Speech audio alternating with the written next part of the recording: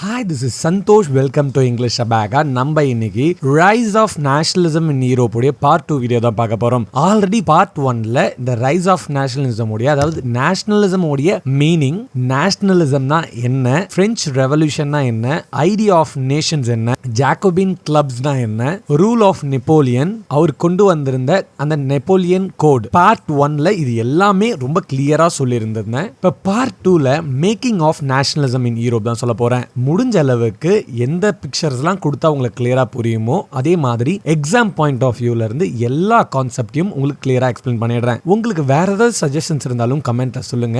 நீங்க கொடுக்கக்கூடிய அந்த கமெண்ட் தான் வந்து எனக்கு கொஞ்சம் எனர்ஜியா இருக்கு அடுத்த வீடியோ பண்றதுக்கு. அண்ட் ஆல்சோ நம்ம சேனலை கொஞ்சம் சப்ஸ்கிரைப் பண்ணிக்கோங்க, அது இன்னும் கொஞ்சம் பூஸ்டா இருக்கும் சீக்கிரமாவே அடுத்த வீடியோ பண்றதுக்கு. லாஸ்டா இந்த rise of nationalism in Europe அதுல வந்து பாத்தீங்கன்னா பிரெஞ்ச் ரெவல்யூஷன் எதனால ஸ்டார்ட் ஆச்சு அப்படின்ற ஒரு பேசிக் கான்செப்ட்லாம் பார்த்திருந்தோம். இப்போ நம்ம என்ன பண்ண போறோம், மிட் 18th செஞ்சுரிக்கு டிராவல் பண்ண போறோம். இந்த மிட் 18th செஞ்சுரி அப்படின்னா என்னன்னு வந்து பாத்தீங்கன்னா பீரியட் பிட்வீன் 1750 to 1775. சோ இந்த டைமுக்கு நம்ம இப்ப டிராவல் பண்ண போறோம். இப்போ நம்ம பார்க்கக்கூடிய மாதிரி எந்த கிங்டம்ஸ் அண்ட் நேஷன்ஸ்லாம் வந்து இப்ப இருக்கக்கூடிய மேப்ல இருக்கிற மாதிரி கிடையவே கிடையாது. அப்ப வந்து பாத்தீங்கன்னா இந்த இட்டாலி, ஜெர்மனி, சுவிட்சர்லாந்து இது எல்லாமே வந்து பாத்தீங்கன்னா கிங்டமாவும் டச்சீஸாவும் அண்ட் கேண்டோன்ஸாவும் பிரிஞ்சிருக்கு. கிங்டம்னா உங்களுக்கு தெரியும், டச்சீஸ் அப்படின்னா என்னன்னு வந்து பாத்தீங்கன்னா டெரிட்டரிஸ். அந்த டச்சீஸை வந்து பாத்தீங்கன்னா டியூக்கால வந்து அந்த டெரிட்டரியை அட்மினிஸ்ட்ரேட்டிவ் பண்ணுவாங்க. நெக்ஸ்ட் அந்த கேண்டோன்ஸ் அப்படின்னு சொல்றாங்க இல்லையா, அவங்க யாருன்னு வந்து பாத்தீங்கன்னா சப் டிவிஷன்ஸ் தான், டெரிட்டரியோடைய சப் டிவிஷன்ஸ், அதை விட இன்னும் கொஞ்சம் சின்ன நாடு மாதிரி தான். சோ இந்த 18th செஞ்சுரி அதாவது இந்த மிட் 18th செஞ்சுரியில வந்து பாத்தீங்கன்னா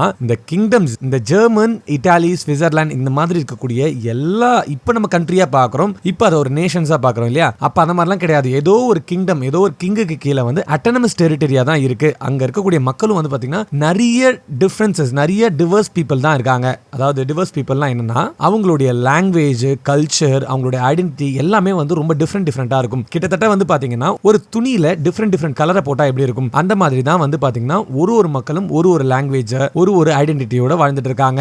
அவங்களுக்கு காமனான ஐடென்டிட்டின்னு ஒன்று கிடையவே கிடையாது. அவங்களுடைய எத்னிக் குரூப்ஸ், அதாவது அவங்களுடைய பிலீஃப், அவங்களுடைய காட், அவங்களுடைய லாங்குவேஜ் இது எல்லாமே வந்து பாத்தீங்கன்னா டிஃபரெண்டா தான் இருக்கு. ஈவன் அவங்களுக்குள்ள வந்து பொலிட்டிக்கல் யூனிட்டி கூட கிடையாது.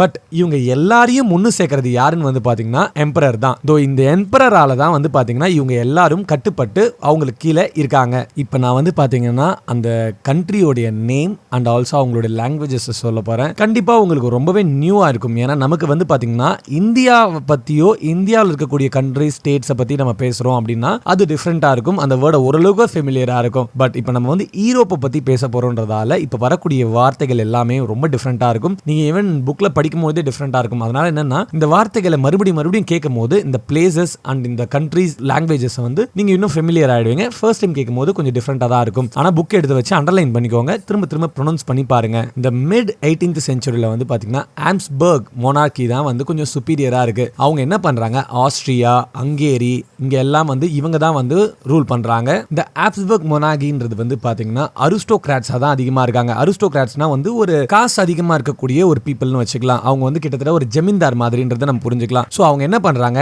ஆல்பின் ரீஜன், டைரல், ஆஸ்திரியா, சுரேட்டன்லேண்ட், பொஹிமா இந்த மாதிரி இருக்கக்கூடிய எல்லா பிளேஸையும் வந்து இவங்க தான் வந்து ரூல் பண்றாங்க. இவங்க அதே மாதிரி இந்த அரிஸ்டோகிராட்ஸ்ன்றவங்க வந்து பாத்தீங்கன்னா ஜெர்மன் ஸ்பீக்கிங்கா தான் இருக்காங்க. சோ அவங்க என்ன நினைக்கிறாங்க, கொஞ்சம் சுப்பீரியரா இருக்கவங்க வந்து இந்த லாங்குவேஜை பேசலாம் அப்படின்னு சொல்லிட்டு இவங்க மட்டும் இந்த அரிஸ்டோகிராட்ஸ்ன்றவங்க ஜெர்மன் ஸ்பீக்கிங்கா இருக்காங்க. அதுக்கப்புறம் வந்து பாத்தீங்கன்னா லம்பார்டி, வெனிட்டியா இங்க இருக்கக்கூடிய சில பீப்பிள்லாம் வந்து இட்டாலி பேசுறாங்க. அதுக்கப்புறம் ஹங்கேரியில இருக்கக்கூடிய வந்து பாத்தீங்கன்னா மேகியோர் பேசுறாங்க. அதுக்கப்புறம் சில பேர் வந்து பாத்தீங்கன்னா வெரைட்டி ஆஃப் லாங்குவேஜஸ், வேற லாங்குவேஜஸையும் அங்க இருக்கவங்க பேசுறாங்க. இந்த அரிஸ்டோகிராட்ஸ் வந்து பாத்தீங்கன்னா ஒரே லாங்குவேஜா எல்லா இடத்துலயும் பேச மாட்டாங்க. ஏன்னா இது நிறைய பெரிய ரீஜன்ஸ் இல்லையா. இந்த கிளாஷியா அதுல இருக்கக்கூடிய அரிஸ்டோகிராட்ஸ் என்ன பேசுறாங்கன்னா போலிஷ் பேசுறாங்க. இவங்க எல்லாம் ஒரு பணக்கார வர்க்கம்னு வச்சுக்கலாம். அதாவது கொஞ்சம் ஒரு ஜமீன்தார் மாதிரி வாழ்ந்துட்டு இருக்காங்க. எஸ்டேட்ஸ் அதிகமா இருக்கு, அவங்களுக்கு லேண்ட் அதிகமா இருக்கு, அவங்களோட வீடு பெரிய வீடா இருக்கு. சோ இந்த மாதிரி பீப்புள்ஸ், இந்த அரிஸ்டோகிராட்ஸ்ன்றவங்க வந்து பாத்தீங்கன்னா இந்த மாதிரிலாம் வந்து டிஃபரெண்ட் லாங்குவேஜஸ் பேசிட்டு ரொம்ப பணக்காரங்களா வாழ்ந்துட்டு இருக்காங்க. இந்த அரிஸ்டோகிராசின்றவங்கள பத்தி கொஞ்சம் தெரிஞ்சுக்கலாம். இவங்க வந்து பாத்தீங்கன்னா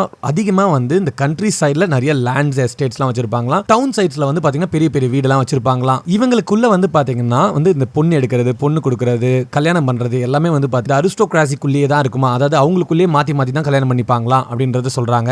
அவங்களுடைய ஒரு டிப்ளமேசியை மெயின்டைன் பண்ணுன்றதால சில லாங்குவேஜஸ் வந்து அந்த சுப்பீரியரா இருக்கவங்க பிரெஞ்சு, ஜெர்மன் இந்த மாதிரி ரொம்ப அவங்களுக்கு வந்து பெருசா பெருசா நினைக்கக்கூடிய லாங்குவேஜஸ் மட்டும் தான் பேசக்கூடிய ஆள்காரா இருப்பாங்களா. இந்த அரிஸ்டோகிராசின்றவங்க வந்து என்னதான் வந்து இவ்வளவு பணக்காரங்களா பவர்ஃபுல்லா இருந்தாலும் பாப்புலேஷன் வைசஸ்ல அவங்க ரொம்ப கம்மியான மைனாரிட்டி பீப்புளா தான் இருக்காங்க. அப்ப இந்த இடத்துல யார் அதிகமா இருக்கான்னு வந்து பாத்தீங்கன்னா பெசன்ட்ஸ் தான் இருக்காங்க. பெசன்ட்ஸ்னா யாருன்னு வந்து பாத்தீங்கன்னா ஃபார்மர்ஸ் தான். இவங்க என்ன பண்றாங்க, இந்த மாதிரி வந்து பெரிய பெரிய ஜமீன்தார், அதாவது இந்த அரிஸ்டோகிராசி அவங்களுடைய லேண்ட்ஸ் எல்லாம் வந்து இவங்க அப்படியே சும்மா வந்து டெனன்ட் மாதிரி வாங்கி அங்க வந்து சும்மா கல்டிவேட் எல்லாம் பண்ணி அப்படியே வாழ்ந்துட்டு இருக்காங்க. கிட்டத்தட்ட வந்து பாத்தீங்கன்னா இந்த அரிஸ்டோகிராசின்ற பீப்புள், காசு அதிகமா இருக்கக்கூடிய பீப்புள் என்ன இந்த பெசன்ட்ஸை வந்து பாத்தீங்கன்னா கிட்டத்தட்ட சர்ஃப் மாதிரி தான் வந்து வச்சிருக்காங்க. அதாவது அடிமை, சர்ஃப்னா வந்து அடிமை மாதிரி தான் அவங்கள வச்சிட்டு இருக்காங்க. அவங்களுக்கு என்னென்ன தேவையோ அது எல்லாத்தையுமே வந்து இவங்கள வச்சு பூர்த்தி பண்ணிக்கிட்டு காசும் எதுவும் கொடுக்காம ஒரு அடிமை மாதிரியான வாழ்க்கையை தான் வந்து இவங்களுக்கு கொடுத்துட்டு இருக்காங்க. சோ இவங்கள வந்து பாத்தீங்கன்னா நம்ம மிடில் கிளாஸ் மாதிரியும் நம்ம நினைச்சுக்கலாம். இப்போ இந்த பெசன்ட்ஸ் இருக்காங்க இல்லையா, அதாவது இந்த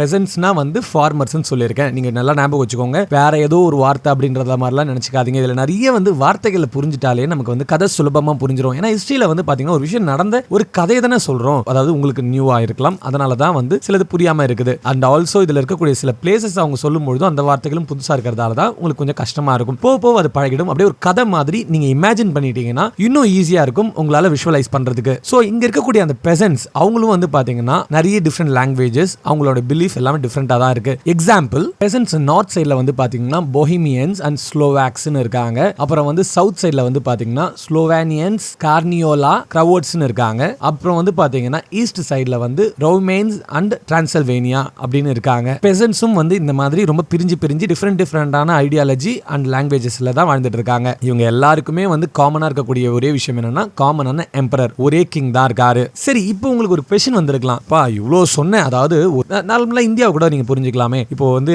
தமிழ்நாட்டில் ஒரு லாங்குவேஜ் பேசுறாங்க, கர்நாடகாவில் ஒரு லாங்குவேஜ் பேசுறாங்க, மலையாளம் கேரளாவில் ஒரு லாங்குவேஜ் பேசுறாங்க, இந்த மாதிரி ஒரு ஸ்டேட்ல ஒரு லாங்குவேஜ் பேசுறாங்க. ஈவன் சில ஸ்டேட்டுக்குள்ளேயே டிஃபரெண்ட் லாங்குவேஜஸ் பேசுறாங்க. நீங்க அதை அப்படியே புரிஞ்சுக்கோங்க. இந்த யூரோப்ல இவ்வளோ டிஃபரெண்ட் லாங்குவேஜஸ், இவ்வளோ டிஃபரெண்ட் பிலீஃப், ஒருத்தவங்களுக்கும் டிஃபரெண்டான எத்னிக் குரூப்ஸ் இருக்கு. அப்புறம் எப்படி இவங்களுக்கு எல்லாருக்குமே வந்து நேஷனலிசம்ன்ற ஒரு ஐடியா வந்தது? ஏன்னா எல்லாருக்குமே டிஃபரெண்டா இருந்தாலும் இவங்களுக்குள்ள எப்படி இந்த நேஷனலிசம், எங்களுக்குன்னு ஒரு தனி நாடு கொடுங்க அப்படின்ற ஒரு பற்று எப்படி வந்ததுன்ற, எப்படி இந்த கொஸ்டின் வந்ததுன்றது தான் ஒரு பெரிய கொஸ்டின் மார்க். அதை நீங்க தெரிஞ்சுக்கணும்னா இந்த சொசைட்டில இருக்கக்கூடிய மக்கள் காமனா ஒரு ப்ராப்ளத்தை வந்து ஃபேஸ் பண்ணாங்க.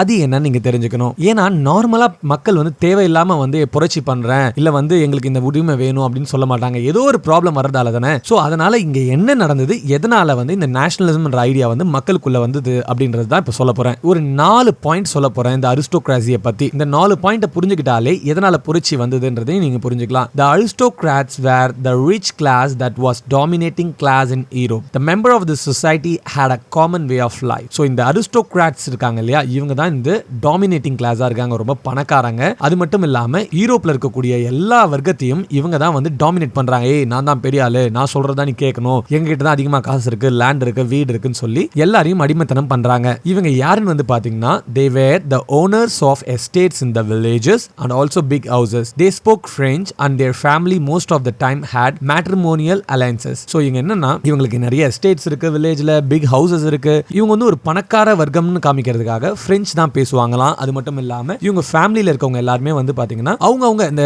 அரிஸ்டோகிராசியா இருக்கிறவங்களுக்குள்ள மட்டும் தான் கல்யாணம் பண்ணிப்பாங்க, வேற எங்கேயும் கல்யாணம் பண்ணிக்க மாட்டாங்களாம். சோ இவங்களுடைய தேர்ட் பாயிண்ட் என்னன்னா இந்த பணக்கார வர்க்கம், அதாவது அரிஸ்டோகிராசின்றாங்க இல்லையா, அவங்களுடைய பீப்புளுடைய நம்பர்ஸ் வந்து ரொம்ப கம்மி தான். அதிகமா இருக்கவங்க யாருன்னு வந்து பாத்தீங்கன்னா பெசன்ட்ஸ் தான், அதாவது ஃபார்மர்ஸ், புவர் பீப்புள் கூட நம்ம நினைச்சுக்கலாம். இங்க ஏன் பெசன்ட்ஸ் அப்படின்னு நமக்கு சொல்றாங்க அப்படின்னு வந்து பாத்தீங்கன்னா அந்த டைம்ல மேக்ஸிமம் வந்து பாத்தீங்கன்னா இந்த ஃபார்மிங் இந்த மாதிரியான தொழில் தான் இருந்தது இல்லையா, அதனால தான். ஃபோர்த் பாயிண்ட் என்னன்னா western part of the land was farmed by the tenants. இந்த பெசன்ட்ஸ் எல்லாம் என்ன பண்றாங்க, சும்மா வந்து இடத்தை வந்து கொடுத்து நீங்க வந்து கல்டிவேட் பண்ணுங்க அப்படின்னு சொல்லிட்டு அவங்கள வந்து ஒரு அடிமை மாதிரி தான் வச்சிருக்காங்க. அதாவது Europe was cultivated by serfs. சர்வ்ஸ்னா வந்து அடிமைகள். சோ இவங்க என்ன பண்றாங்க, இவங்கள வந்து அடிமை மாதிரி யூஸ் பண்ணிக்கிறாங்க. சோ இத மாதிரியே நாட்கள் போயிட்டே இருக்கு. இப்ப என்ன ஆகுது, இந்த வெஸ்டர்ன் பார்ட் அண்ட் சென்ட்ரல் யூரோப்ல என்ன ஆகுது, இந்த இண்டஸ்ட்ரியல் growth, கமர்ஷியல் growth இதெல்லாம் அதிகமாகிறது யார் காரணம் அப்படின்னு வந்து பாத்தீங்கன்னா middle class people, working class பாப்புலேஷனும் மிடில் கிளாஸா ஒர்க் பண்ணிட்டு இருக்காங்க இல்லையா, அவங்க என்ன பண்றாங்க, இந்த இண்டஸ்ட்ரியலைசேஷன், பிசினஸ் மேன், ப்ரொஃபஷன்ஸ் இது எல்லாத்தையுமே வந்து பயங்கரமா வந்து உருவாக்கி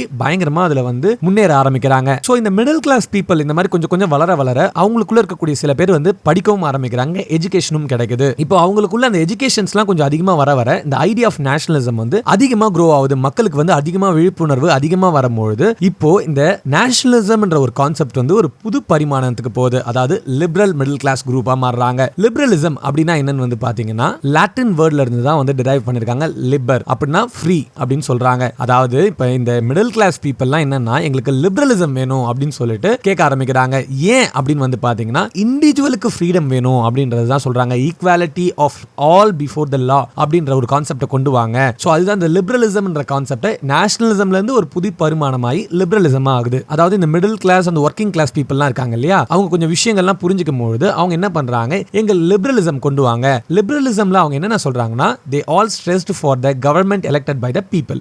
வந்து கவர்மெண்ட்ல இருக்கக்கூடிய ஆட்களை வந்து பீப்புளால தான் எலெக்ட் பண்ணணும். அதாவது டெமோக்ரசி மாதிரி இருக்கணும். மக்கள் தான் வந்து யாருக்கு பவர் கொடுக்கணும்ன்றத மக்கள் தான் முடிவு பண்ணணும்ன்றத சொல்றாங்க. இந்த பிரெஞ்சு ரெவல்யூஷன் ஆல்ரெடி ஸ்டார்ட் ஆயிடுச்சு. லிபரலிசம் வந்து என்ன ஆகுது, இந்த ஆட்டோகிரசின்ற கிங் இருக்காங்க இல்லையா, மொனார்கி, இந்த மாதிரி ஒருத்தவர் கீழே அவர் சொல்றது தான் கேட்கணும்ன்ற கான்செப்டே டோட்டலா வந்து தூக்கிட்டு மக்கள் சொல்றது தான் கேட்கணும் அப்படின்றத வந்து சொல்றாங்க. And it also mean that framing of constitution and formation of government through parliament வழியா தான் வந்து கவர்மெண்ட் வந்து ஒர்க் ஆகணும்ன்றதையும் சொல்றாங்க.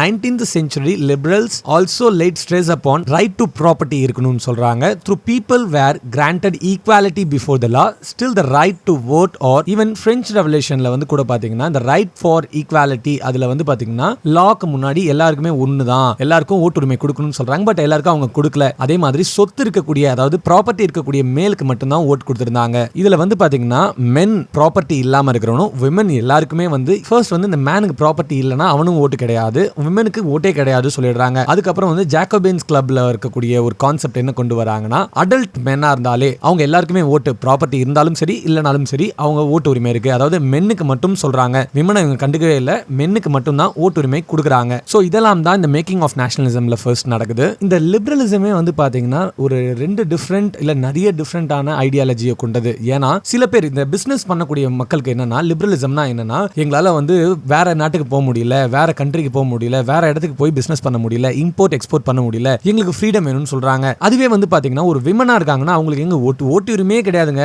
ஓட்டு உரிமை வேணும்னு சொல்றாங்க. இதுக்கப்புறம் சில ஆண்கள் வந்து பாத்தீங்கன்னா நாங்க அது லேண்ட் இருக்கவங்களுக்கு மட்டும் தான் வந்து ஓட்டு உரிமையா, எங்களுக்கு கிடையாதா, நாங்களாம் வந்து மென் கிடையாதா, மென்னா இருந்தாலே வந்து ஓட்டு உரிமை கொடுக்கணும்னு சொல்லிட்டு லிபரலிசம் வந்து அவங்களுக்கு வேணும்ன்ற மாதிரி அவங்க சொல்லிக்கிறாங்க. இப்போ அப்படியே இந்த மிட் 18th centuryல இருந்து அப்படியே 1799க்கு வரலாம். இப்போ வந்து 1799ல வந்து நெப்போலியனிக் எரா அவர் தான் இப்போ வந்து எம்பரரா இருக்காரு. இப்போ இவர் எம்பரர் ஆனதுக்கு அப்புறம் அதாவது கிட்டத்தட்ட வந்து 1799ல இருந்து 1815 வரைக்கும் இவருடைய எம்பரர் தான் நடக்குது. இந்த நெப்போலியன் எம்பரர் இவர் வந்து இந்த நெப்போலியன் வந்து எம்பரர் ஆனார் இல்லையா, இவர் வந்து பாத்தீங்கன்னா பயங்கரமான சேஞ்சஸ்லாம் கொண்டு வந்தாரு. நிறைய பேர் பாசிட்டிவாவும் நிறைய நெகட்டிவாவும் சொல்றாங்க. சோ நடந்ததும் வந்து பாத்தீங்கன்னா பாசிட்டிவ் ஆஸ்பெக்ட்லயும் சொல்றாங்க, நெகட்டிவ் ஆஸ்பெக்ட்லயும் சொல்றாங்க. இவர் பவருக்கு வந்த உடனே என்ன பண்றாரு, இந்த டெமோக்ரஸின்ற கான்செப்டே தூக்கி போடுங்க, நான் சொல்றத ஃபாலோ பண்ணுங்க, நெப்போலியனிக் கோடுன்னு ஒன்னு வந்து 1804ல வந்து சொல்றாரு. இதுல மொத்தமாவே இந்த ஓட்டு உரிமையை அவருக்கு என்ன தோணுதோ அவருடைய கான்செப்ட் படி ஒன்னு சொல்லிருக்காரு. அதாவது என்னன்னா அவருடைய அண்டர் திஸ் கோட் அதாவது நெப்போலியனிக் கோட் படி பாத்தீங்கன்னா விமனுக்கு ஓட்டு உரிமையே கிடையாது, அவங்களுக்கு எந்த உரிமையும் கிடையாது. அவங்க வந்து பாத்தீங்கன்னா அவங்க அப்பாவாலையும் இல்ல அவங்க ஹஸ்பண்டாலையும் கட்டுப்பட்டு தான் நடக்கணும், அவங்க சொல்றது தான் கேட்கணும் அப்படின்றத வந்து சொல்லிடுறாரு. சோ அவங்களுக்கு வந்து ஓட்டு உரிமை கிடையாது, எந்த ஒரு பிரிவிலேஜஸையும் அவங்க என்ஜாய் பண்ண முடியாதுன்னு சொல்லிடுறாங்க. சோ இதனால வந்து என்ன பண்றாங்க,